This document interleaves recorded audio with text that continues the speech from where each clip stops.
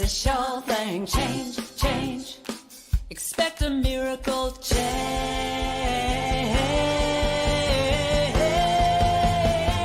Watch me change when you change the way you look at things. The things you look at change. When you change the way you look at things. The things you look at change. When you change the way you look at things. The things you look at change. When you change the way you look at things. The things you look at change. Now do do do do do do change. Do do do do do change. Do do do do do change. Do do do do. Good morning, good afternoon, good evening from wherever you're coming to us from today. I am so excited to be here with you. My name is Cheryl Rogers and I co-host the Spirit Cafe show, with Barbara Schreiner-Trudell, who sends her love and apologizes that she's not able to be here today. But I've been away for 3 weeks, so I'm really excited to be back with you. And we have an awesome show again today for you. So before we carry on, I would just like to acknowledge that I am honored to work, live, and play on the historical and traditional territory of many Indigenous nations across Canada. And I acknowledge the diversity across Turtle Island. By making this acknowledgement, we strive to be allies and an active part in reconciliation, the history, and the unique Indigenous heritage of our First People. And I am grateful. So today we have Cylvia Hayes, an amazing, wonderful woman who I'm not going to actually read a bio or give you a bio of, but let you know that I met her first at a Unity convention. She was doing a workshop called Sacred Economics. And the people that were there, I think it changed their lives that day. I know that it changed mine, and we've been in touch ever since. Now, Cylvia has a talk on TED Talks, and I watched it about, a month or two ago, and I was blown away. So, hi, Fiona. Great to see you here. So I invited her to be on our show and to share her story because she is just, in my eyes, an amazing human being. I just marvel at her. I bow down to her with the things that she has gone through, the things that she has done. And I will ask her to introduce herself to you and just tell you a little bit about herself, but also about her book, When Life Blows Up, A Guide to Peace, Power, and Reinvention, which is really came out of this experience that she shares on her TED Talk. So welcome, Cylvia. Hi there. Thank you for having me. I'm just here for that introduction. I'm just going to play that back when I'm feeling low about myself. It's so true, though. I mean, it's just, you have done so much. You have experienced so much. And I really believe that you are bringing so much to the world today, that you are here for a reason. We were chatting earlier, and I said to you, I really believe that life has led you on this journey. No, you have not led your life. It has led you, which I think is often the case. But it just, for me, is so clear in what you've gone through and what brings you to who you are today. Well, I really appreciate that. As I mentioned, I think that when I think about trying to give a little overview of me or what have you, I think unconventional is the word that comes to me most, because I have been on an unconventional pathway through this human part of the journey. I went from really being a rough little farm kid up in the foothills of Washington State, first in my ancestry, born not in Oklahoma. And that's because my mom left her first husband for his younger brother. So they had to get the heck out of Dodge. I went from that to winding up on my own at about 16, and just some challenges there for sure. Eventually, was running heavy equipment for King County up in Washington State, and decided, I don't want to do this the rest of my life, and started attending community college. Went on to become a first generation college grad. Early on in my college experience, I was already in the process of kind of a rejection of the Christianity that I had been raised with, and an awakening to a more authentic for me spirituality, and also an awakening to what was really happening with our planet and the loss of species. And that lit a fire in me that has driven my work ever since. And it's actually what eventually got me into a political pathway. And as I share in the book and the TEDx talk, it's how I wound up meeting the former governor and eventually becoming the First Lady of Oregon. That sort of what some would see as a rise, and then the precipitous fall on the other side of that led to me getting into ministerial school, and I'll be ordained in just a couple months, finally. So there's a nutshell version. Well, kudos to you, first of all, for being on the ministerial path and doing what you're doing, because I know that it is grueling. I can't think of any other word right now that really it can be. Yeah. It is surprisingly grueling. Yeah. But just hearing that snapshot, of your life, to me, speaks to the volume of things you've experienced, that you bring from your experience to us. As you said, basically the rise and then the fall. Mm-hmm. So let's talk about that. Let's hear from you. And I know it can be difficult to, bring it up again and talk about it again, even though you've done it so many times. You've written it in a book.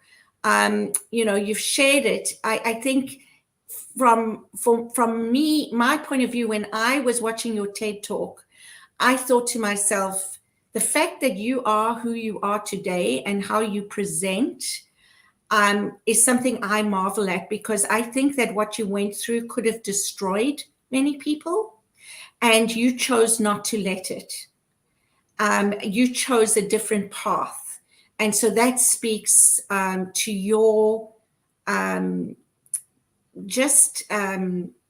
essence, the essence of who you are. I appreciate that. As I was sharing, for the rest of the audience, as I was sharing with Cheryl as we were waiting for the show to go live, I haven't actually spoken about this in quite a while. I mean, so let's see, it was 2014 when all of this took place. And it was front and center for me for a while, and the book and all of that. And then I was speaking about it quite a bit. But the last few years, it hasn't been at the forefront. And even as I'm hearing you talk about it, I can feel it in my stomach. Mm-hmm. I can feel it. So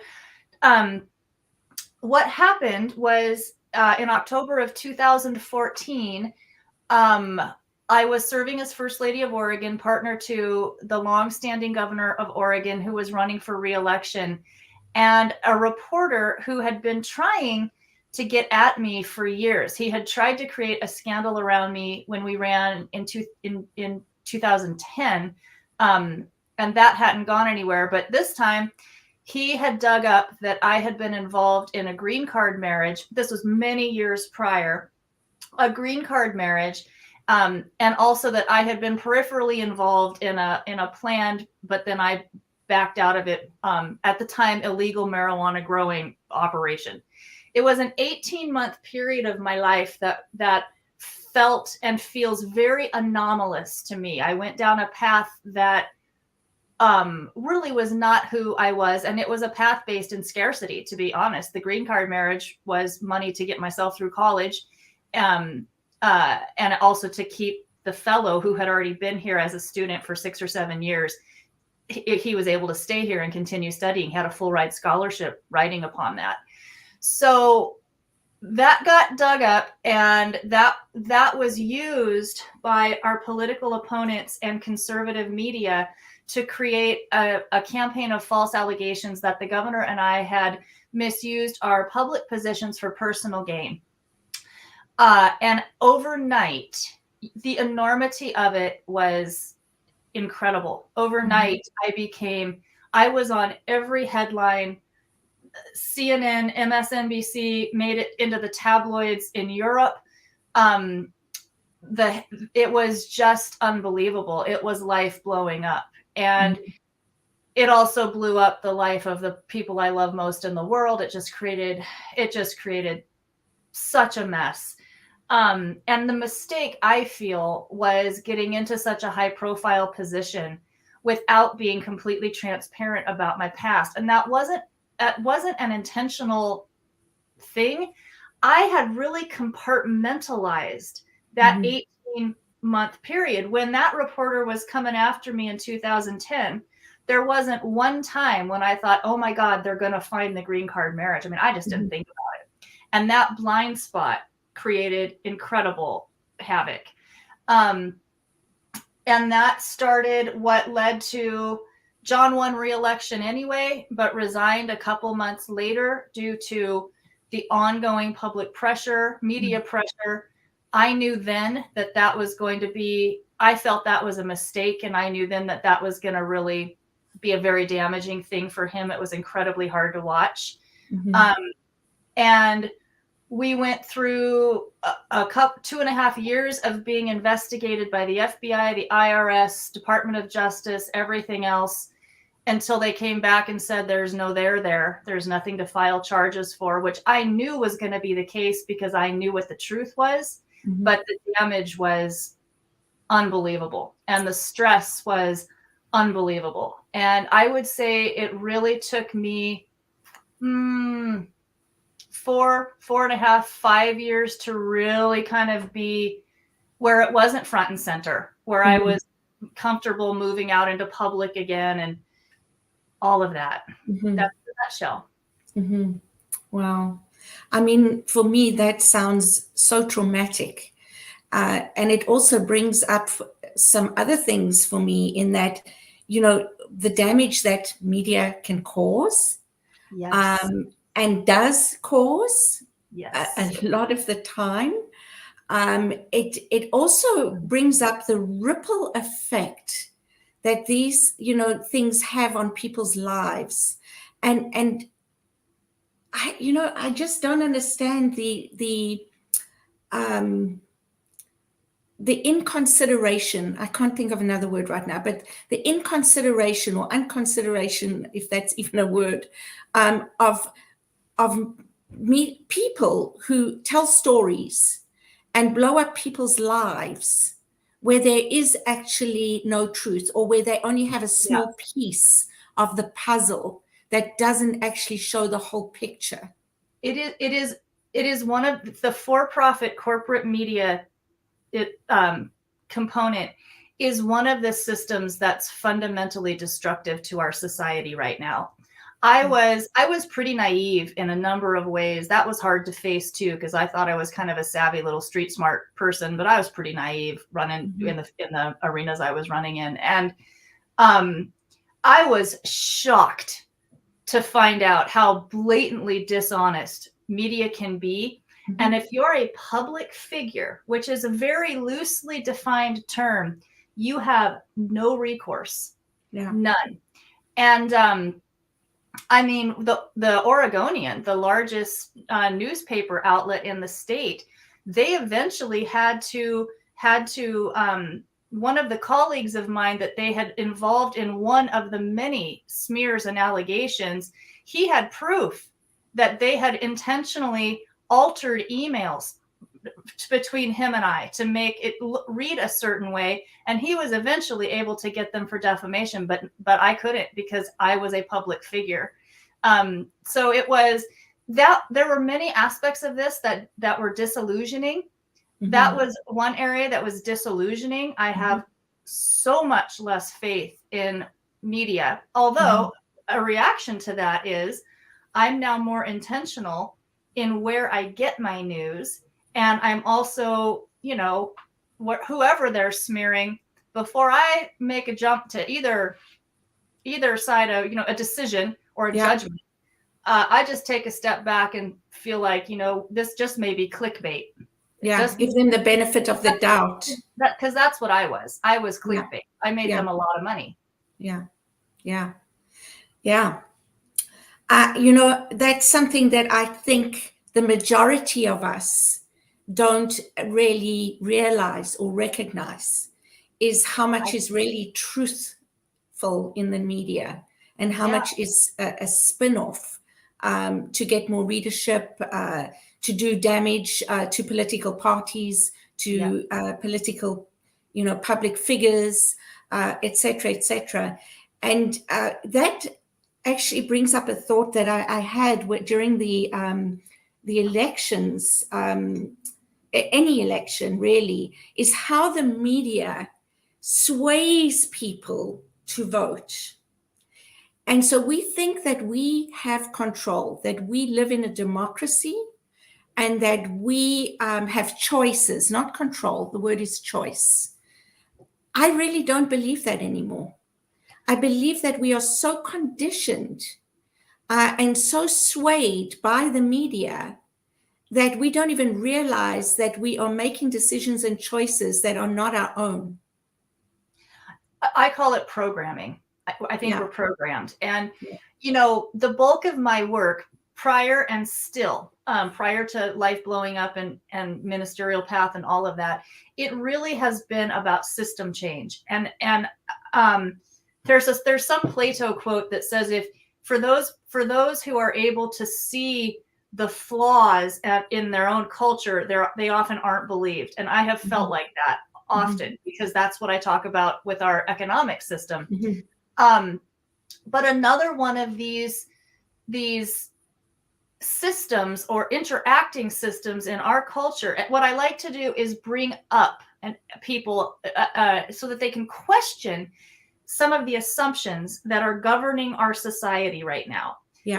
And one of those interconnected areas is the relationship between a two-party system and for-profit corporate media, and basically unlimited money in electoral campaigns.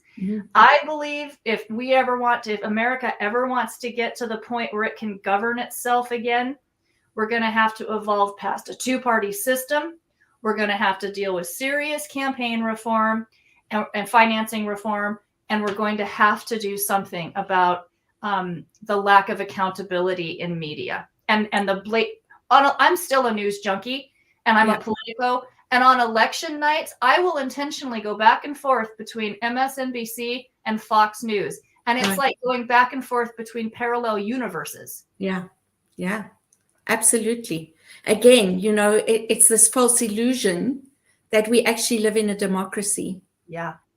We actually live in a corporatocracy. Yeah. We really do.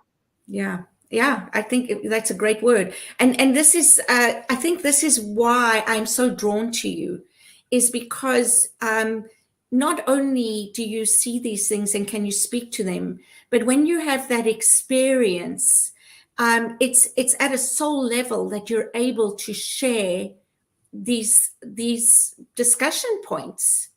This is not just a thought or a belief. This is something that you have experienced, you have seen, and because of that experience. Yeah, I think so. I tend to say I don't know if everything happens for a purpose, but I believe we can make purpose of everything that happens. Yes.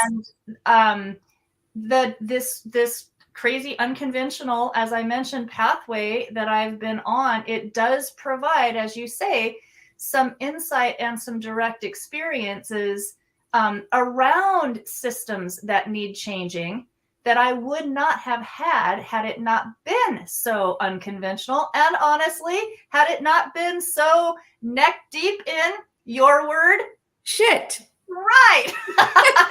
We were having this conversation prior to the show, and I told a joke about that, and she said, "Yeah, you can use that word on our on our show." Absolutely, yeah. Because the reality is that I really do believe that shit becomes fertilizer. Yeah. Oh, that's great.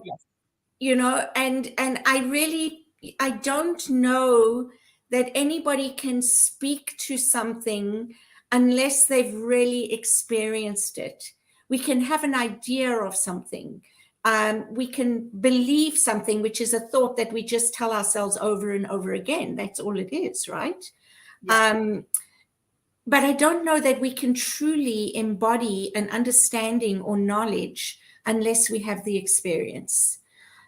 I think that's true, at least for the really, really intense things. Like, I've never had a baby. I know that I can kind of imagine it, but though that's something that you would have to go through to really get it. Absolutely. A public shaming is at that level. You kind of have to go through it to get it, which is why I will say,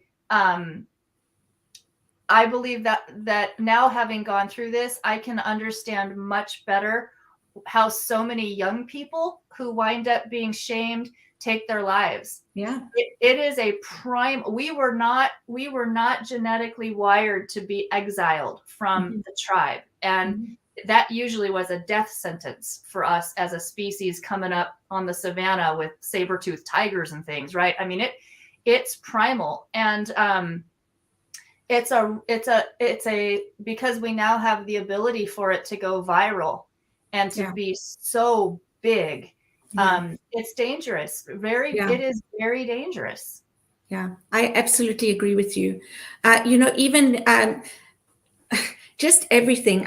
Even our mental health systems, our medical systems, our political systems, everything causes some kind of I don't know. What I believe is that we do certain things and it causes harm. And then instead of going back to look at what we did and why the harm is being caused and address that, we put a plaster on that and we change it to something else. We put a what on it? A plaster. Plaster. Okay, plaster. A plaster. What do you call? I can't think of the word here. A Band-Aid. Yeah. A Band-Aid. There you go. It's my finger in my wood stove.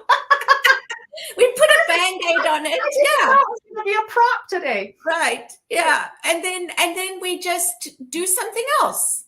And so we build muck on muck on muck instead of going back to the cause of these issues. And so exactly what you're talking about is systemic issues that have not been addressed, that have caused the system that we live in.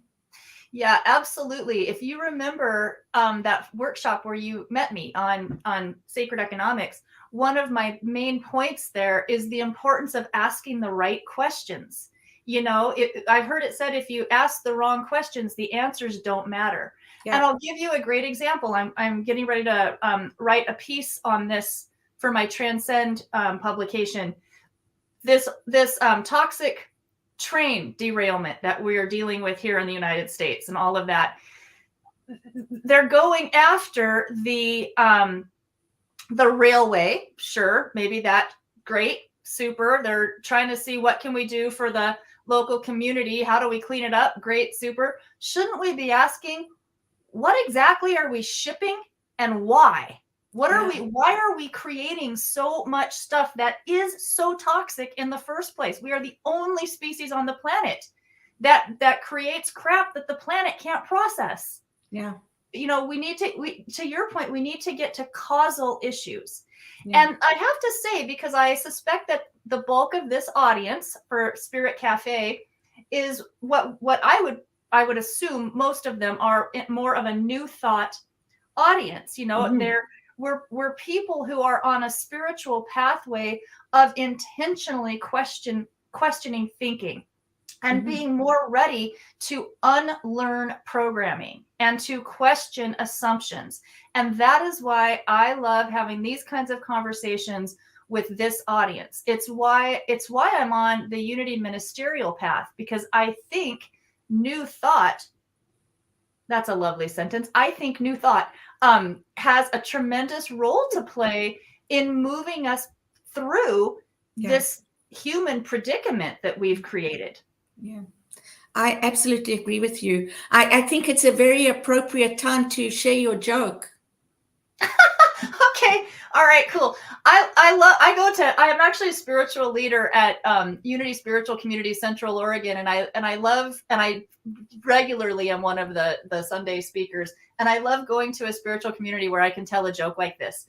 So these three guys, they pass over, and they've died, and they wind up in purgatory, and they're very confused and freaked out. And their version of purgatory is they are all up to their chins in shit. And they can't believe it. And they're wading around and trying to figure out what's going to happen. And they come across this guy who seems pretty relaxed, pretty resigned. He's clearly been there for a while. And they're just beginning to kind of ask him what's going on. And in the distance, they hear, woo! And they see this big spray of shit go flying across the horizon. And then they notice it's a boat coming. And there's a guy back there, and he's just laying it over water skiing. Woo-hoo! Woo-hoo! And he goes flying past him, sprays it up on him. The guy that's been there a long time, he looks over and says, "That's the dude from Unity." I just love it. And because of what you said earlier, when I tell that again, I will add in, because shit becomes fertilizer. Yeah. Right? And exactly. And the guy from Unity has risen above the shit. That's exactly right. Right? That's exactly right. Exactly. Yeah. That's what I love about that joke. Absolutely. And I mean, Unity is one of, a few new thought movements. There's Center for Spiritual Living. There are a few others. And honestly, the basics are that we all believe the same thing. We are one, and we co-create our reality. Yeah, that's exactly right. The moving beyond a dualistic approach to spirituality has been the biggest growth pathway of my life because of what I was raised with, and it's what really, really drew me to Unity and to New Thought. Yeah, so, me too. Well, it's time for a commercial break. This is going so quickly because I could chat with you for hours. But we will be going away just for a couple of minutes and see you back soon. Okay. New Thought Media Network is on the rise. We're looking to grow with you. Do you have technical media experience or perhaps a desire to learn? Are you willing to volunteer your precious time and attention? We share this message to benefit all. If you possess a computer with a camera and a microphone, we will share our knowledge with you. Behind the scenes or being the star, let us bless our one. Contact us at info@ntmedia.org.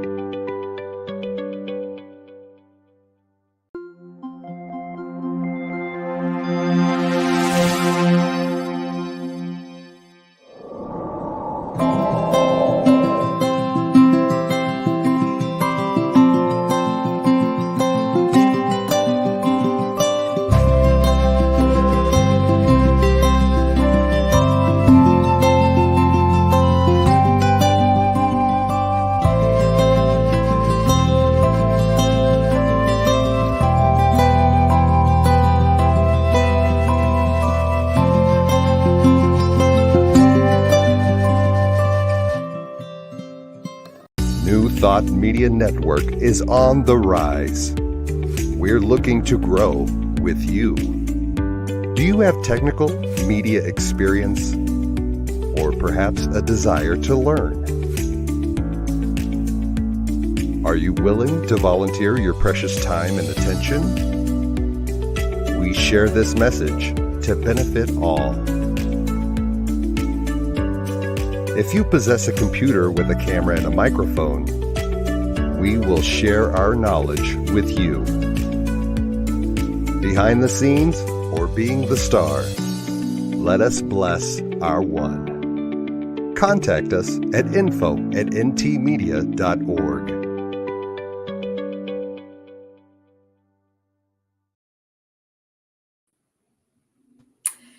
We're back. So I just want to mention New Thought Media Network again.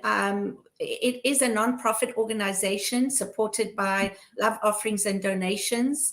And we are so grateful that we can have this platform, not only to present, but to listen to great speakers, to, great shows. They have other shows every day during the week. They're prayer opportunities, meditations, just different topics of interest. So I'd encourage anybody who's interested in New Thought to take a look at what they offer at their website and perhaps make a small donation to support this ongoing work. So thank you again, Cylvia. Oh my goodness. There's so many directions that we could go in because there's so much material that not only comes out of our conversations, but from your book and from all these things that you do in your life. So I just want to say I would love to have you on more shows and talk about some of those topics, chapters even in your book as a show on their own, because I think there's so much richness there. So let's go back to that experience, and what were the things that helped you to move forward and get out of that sludge? Yeah. Well, I will tell you that I have shared this in the book. I had a long-standing, very regular meditation practice in place before this happened. And I do think it is one of the things that may have saved my life, because my mind was a wild, savage, freaked out beast during all of this. I mean, it is really difficult to describe, but I am not exaggerating when I say this. You know how sometimes you'll have a nightmare and you'll wake up and you'll be like, oh, thank God, it was just a dream. This was a period of time where I would finally be able to fall asleep. And I'm normally a world-class sleeper, but the stress was so intense, I would finally fall asleep. And when I would wake up in the morning, there'd be a moment where I went, oh God, oh no, this is actually happening. It was like waking into a nightmare. Literally, that's what it felt like. So I always tell people, if you don't have a meditation and mindfulness practice on board, start yesterday, because that was critical. I think another thing that was very critical for me, I owned that I had made a horrific and costly mistake. I had never even told John about the green card marriage. So I had to tell him on the phone that day. Again, it wasn't something that I had intentionally hidden. It just, that was terrible, because I'm really an open book. So I was able to face that, but I also knew my true north. I knew what I was about. I knew I hadn't gone, into the freaking unpaid first lady role to try to get rich. I knew that, and I knew that my intentions were sound. So journaling was tremendously cathartic for me, because that helped me to, remind myself and remember my true north. And then I also really, I also very early on, I knew I needed professional therapy again, because I write about this in the book. There was a moment when I had to flee. So the whole time that I was in the first lady role, my partner and I, we've been together 20 years. We've never lived together full time. His primary home is about 3 hours from my primary home in Bend, Oregon, which is where I am now. And then we would also triangulate between the governor's residence at the Capitol in Salem. And I had been mostly based in Salem during this time. And everyone was panicked. Everyone in the administration, all the attorneys were panicked. And someone suggested that the feds might actually raid my house here, my 960 square foot house here, to get my records. And it was like, you gotta be kidding. So I fly, my car was here, my cats were here. I fly back to Bend, freaked out. And I've got a security detail behind me. I'm coming over here. Or actually, no, they brought me because my car was here. So I'm with the security guy. Get over here, panicked, just panicked, collect up my stuff. Reporters and paparazzi all around my house. I had to have my beloved neighbors help me get in and out without being ambushed. Collect up my stuff. And then I am driving. I'm driving my own little Prius car back over the mountain pass. And there was a moment, it was raining really hard. And there was the first moment where the anger, or the wound and the hurt broke through the anger. And what surprised me is when that happened, what triggered was not really all the stuff that was happening in the present. What triggered was some of the really dark things that had happened with my dad and with my family. And so, to not talk too long, I think one of the things that there was a point early on where I could have written a book titled Self-Healing Through Public Shaming, because I went back into therapy and I wound up just in divine guidance with a therapist who was very skilled in EMDR, eye movement sensitization and reprogramming.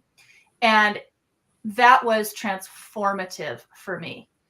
So that's what I kind of advise. It's like mindfulness practice, whatever calms you down. My dog, getting into nature. I was afraid to go into public, but I am lucky enough to live in a place where I can get out into nature.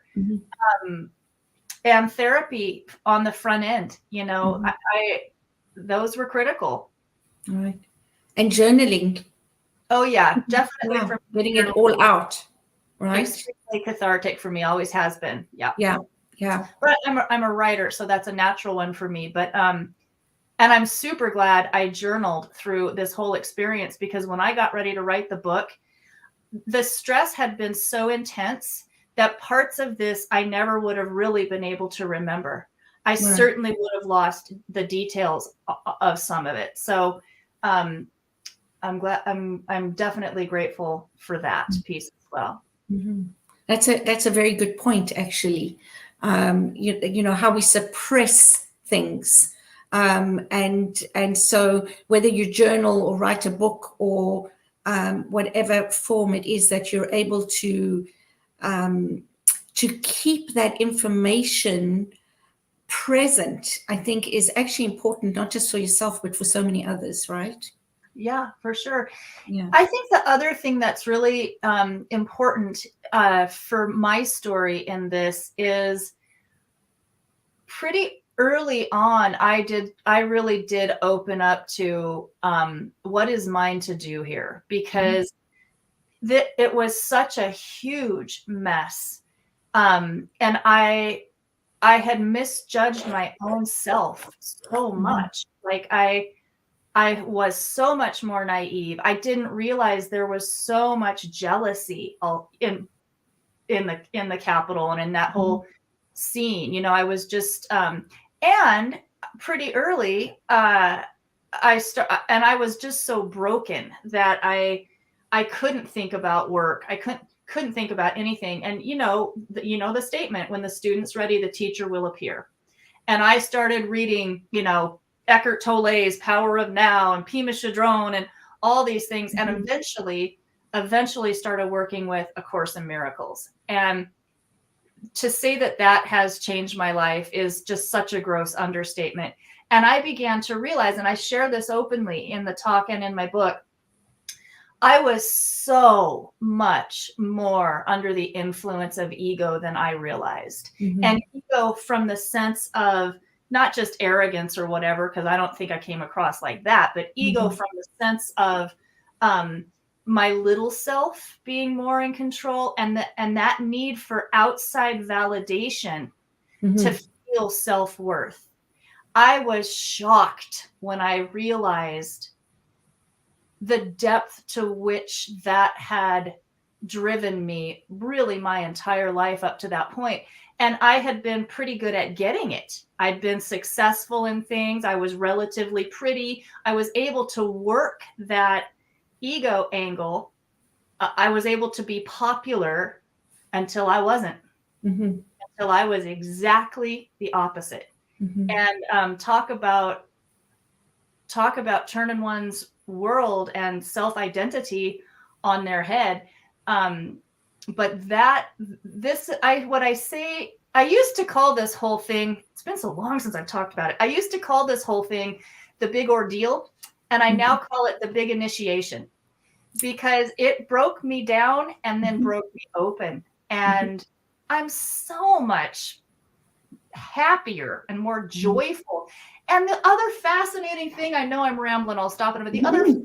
fascinating thing about this is, as it was happening, the sense of loss was just devastating. I mean, literally, when the attorneys finally got through to me that it was going to be years, not months, but years before I was really going to be able to work in my field Yeah. again, it buckled me.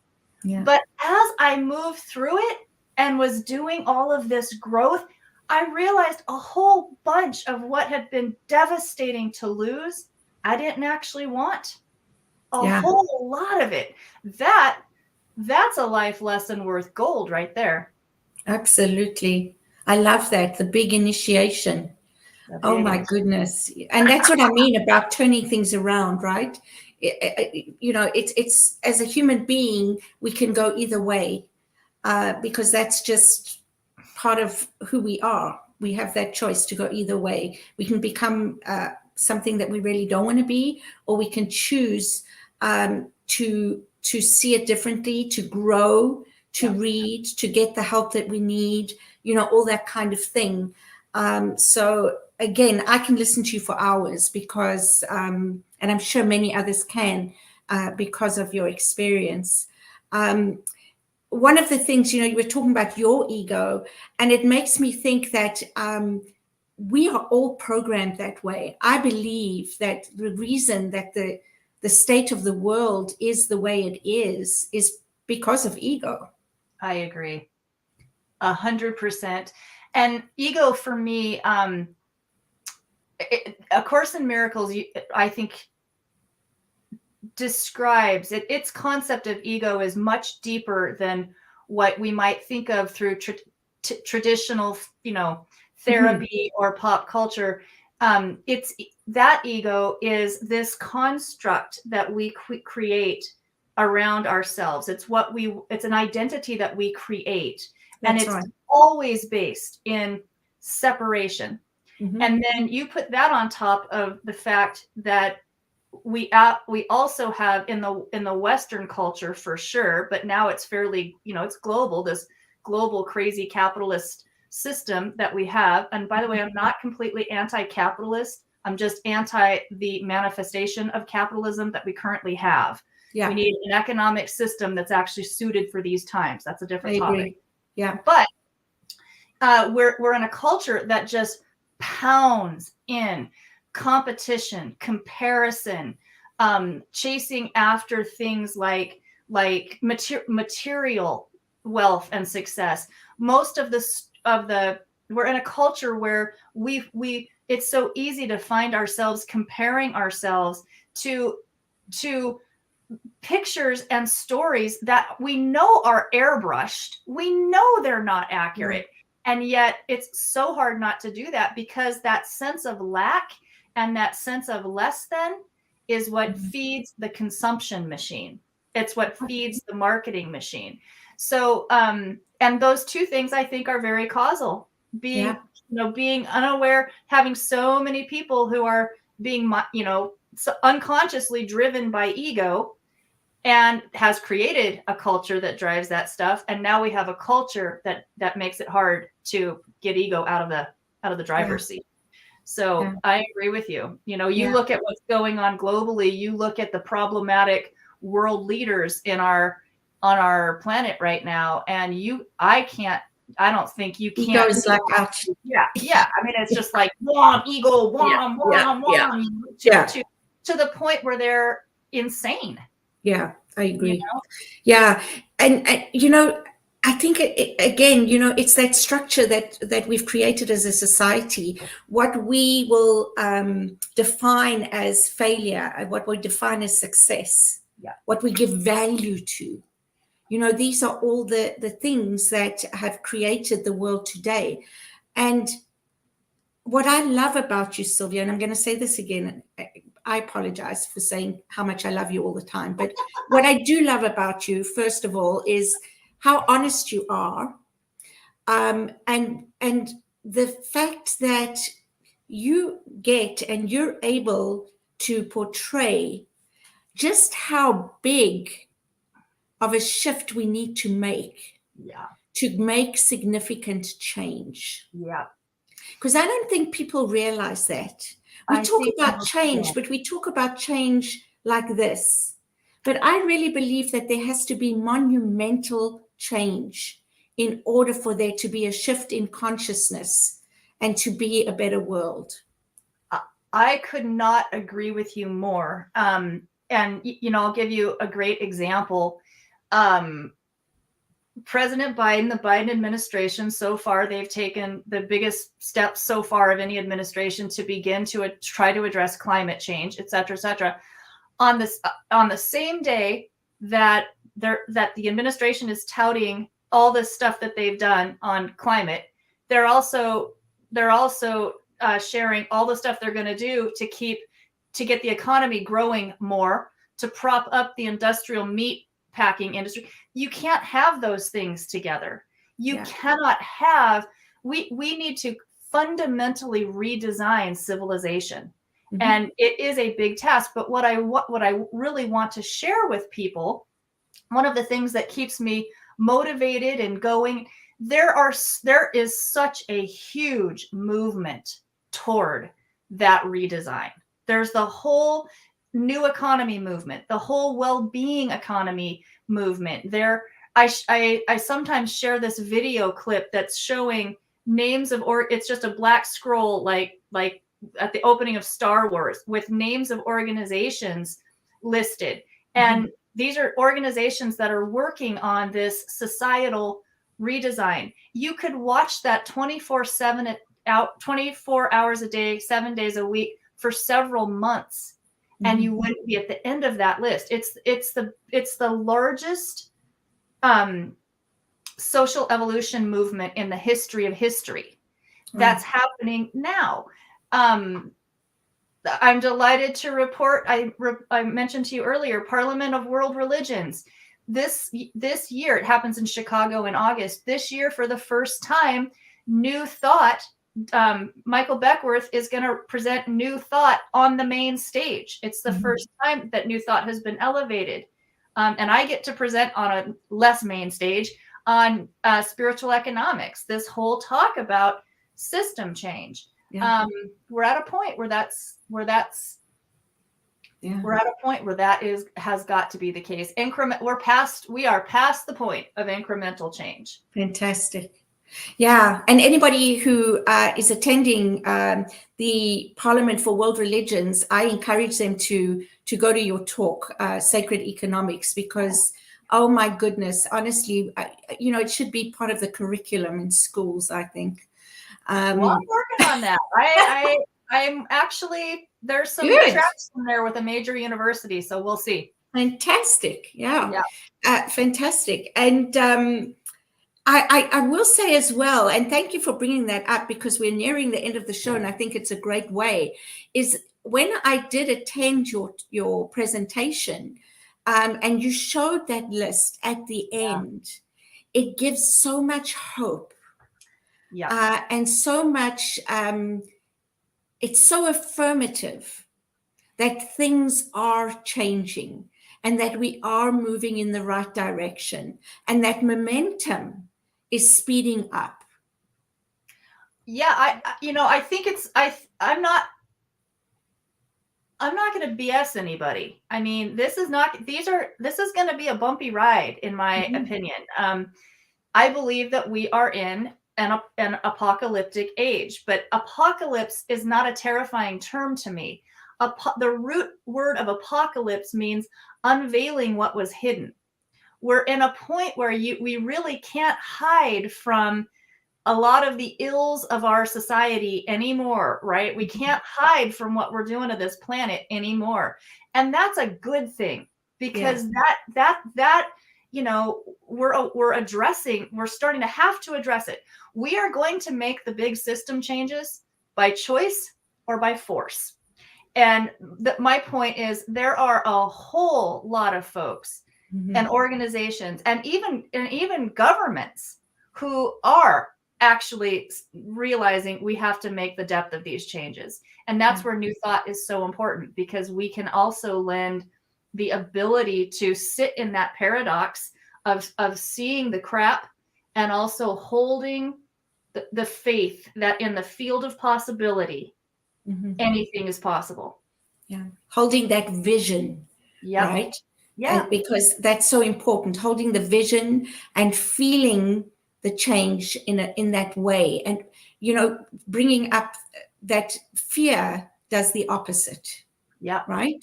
Fear does the opposite. So not feeding that fear, but having that vision of moving forward in a positive way, and knowing that things are being done and things are happening.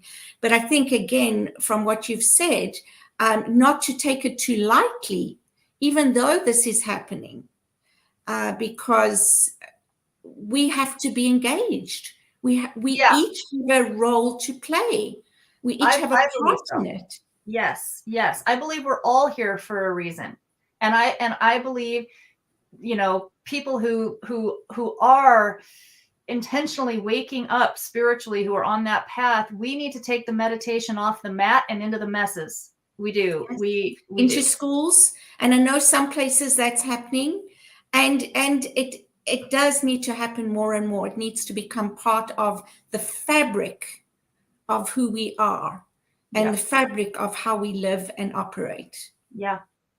Yeah. Definitely. That's my point. I know you can't change one person or everyone listening on this show. We can't change the entire global freaking capitalist economic system overnight. I understand that. And yet, questioning the assumptions, having these conversations, having uncomfortable conversations beyond with your family or your friends, just not just sitting back and accepting the status quo is critical to shifting the status quo. I agree. Absolutely. And that's one of the reasons that we brought you, onto this show, and that I would like to have you hear more, is that the purpose of the Spirit Cafe show is to have courageous conversations, Right. and inspire people to think courageously, to act courageously, but to do that in a way, just like you said, of gaining more knowledge about what's really going on. And maybe we never know what's really going on. They say three sides to a story, right? Your side, my side, and the truth, whatever that is. But I think educating ourselves and being more willing to be open to these different conversations, to be open to new thoughts and new ways of doing things, that are what some people might think crazy, but that are really life affirming and life changing. Oh, yeah. I mean, if you want to sit back, if you want a study of crazy, take a little bigger view of what we're doing right now, Yeah, right? exactly. The biggest threat going is continuing going the way we're going. Right. So, Keeping doing what we've been doing and expecting something different. Exactly right. Yeah. Exactly right. Yeah. Yeah. Oh my goodness. So any other thoughts or just any other thoughts or suggestions that you would like to share with people who are listening to this talk, whether it be now or on YouTube later or wherever it goes and it's meant to be, it will, I certainly believe. Yeah, I think we're talking at two different levels at the same time. Clearly, we're talking about tools to help when your own personal life blows to pieces in a big way. And I think in addition to what I've already shared, I guess one of the biggest muscles that I was able to better develop from all of that personal experience was the ability to navigate fear. And the biggest piece of that for me was really it is a concept shared in A Course in Miracles, but it's the holy instant. It's coming back into the present moment, bringing your mind off the future and off the past. And something that I found over and over again useful when the fear would just grab me was asking the question, in this current moment right now, am I basically okay? Am I basically okay? And if you're listening to this talk, or if you have the ability and the time to do that, the answer has to be yes. Mm-hmm. We're not jumping out of the way of a rattlesnake. We don't have someone chasing us down the street. We're okay right now. And the more we can come back to that when we're really struggling with fear, that's a very powerful practice. Mm-hmm. Then on the other angle, on the other piece of it, which is how do we create a world that works better for all beings? I just really encourage people to get better educated about the whole new economy movement. I've got information about this. I share information on my Transcend publication. Would love to have you all subscribe to that. And also information on the Rethink, which mm-hmm. is about rethinking our norms. I hatched that nonprofit when COVID hit because I knew COVID was going to put us in an economic timeout, and pretty quickly there was going to be a clamor to let's get back to normal. Mm-hmm. Well, normal was killing us. Mm-hmm. So, getting educated about that, questioning the assumptions, and realizing that there is a big growing movement that's doing that with you. That I think I highly recommend. Beautiful.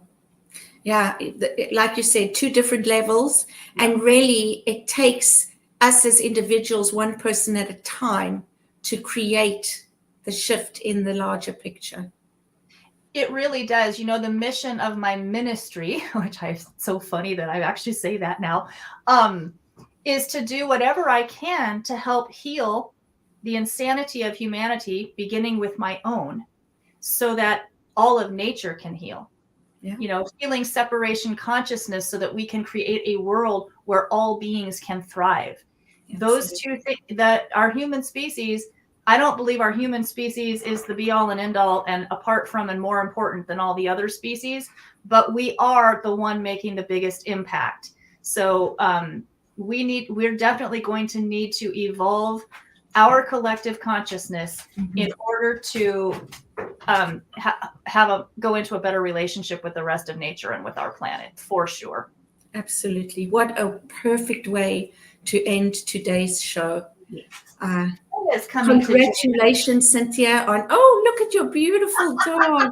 This is the big dog. This is Freya, aka Lotta Dog. Oh my gosh. Is that a she or a he? It's a she.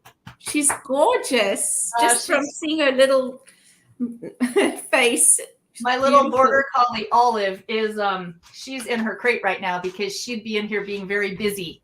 She's my little agility dog. Yes. She'd want to be on the show.